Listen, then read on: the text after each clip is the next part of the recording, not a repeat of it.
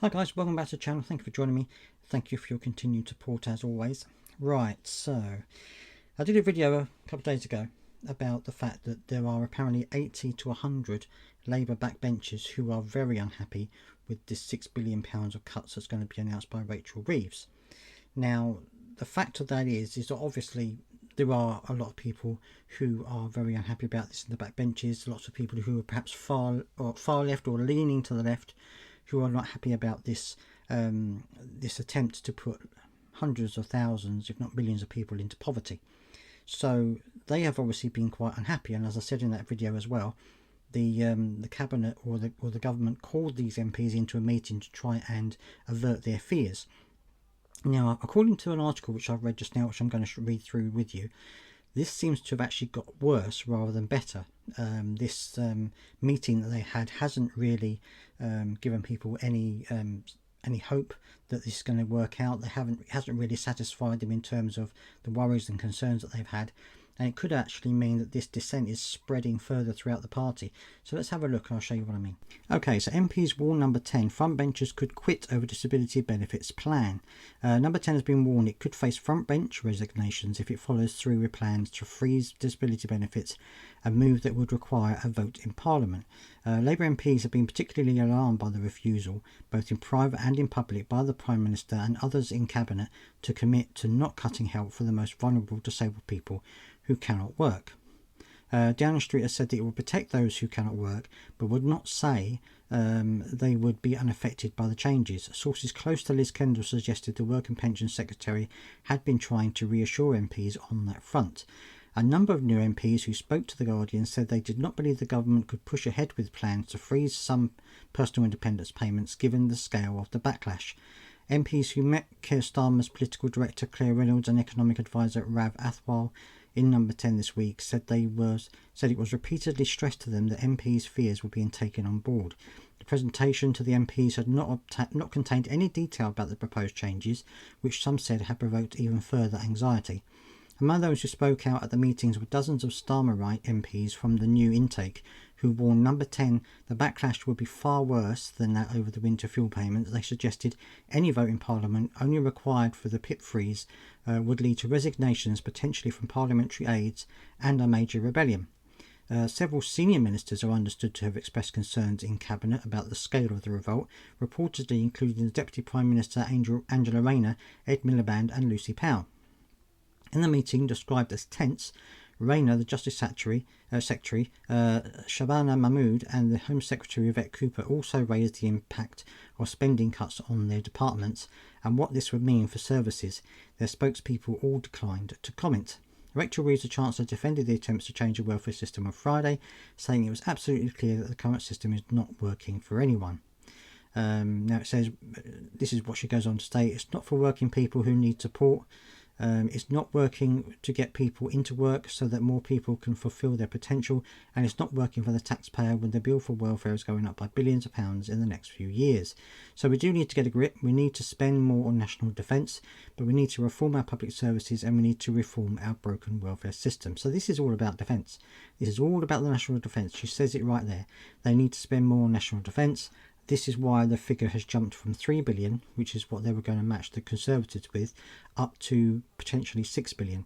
That's why, because Keir Starmer has promised to Trump and to other people that he's going to raise defence spending, and this is the only way, or he sees it, the only way they can do it. The two proposed changes causing the most concern among MPs are plans to freeze some PIP and change the criteria for PIP, and a potential cut to universal credit for those unable to work, which is likely to hit people with mental health conditions particularly hard, as well as those with long-term conditions. So that's basically all of the things they plan to do. Everyone is very uncomfortable at the idea of blanket cuts, as it will catch those with MS and dementia, one MP said. Those giving the presentation seemed really tense, so there's no detail on policy, but plenty of nervousness, which means that they know what's going on and they know it's going to be bad, and they won't tell you. Another MP said different factions among the parliamentary party wanted to coalesce to oppose different changes. The change most likely to trigger resignations would be freezing PIP, which would require primary legislation. Resignations would be more likely among junior roles such as parliamentary private secretaries, although a number of junior ministers are among those concerned. Ministers have until the 21st of March to make their final submissions to the Office of Budget Responsibility before the Chancellor's spring statement, although the watchdog is unlikely to take into account many of the changes which do not have a set saving. This is obviously very, very worrying for the Labour Party. For those outside of the Cabinet, this is obviously very concerning. Liz Kendall, the Work and Pension Secretary, has already secured a promise of $1 billion to help get people back into work, but MPs hope further mitigations can be agreed. It doesn't help that we were told we were making a moral case for reform, but at the same time being rushed to do this at the time for the spring statement, one MP said.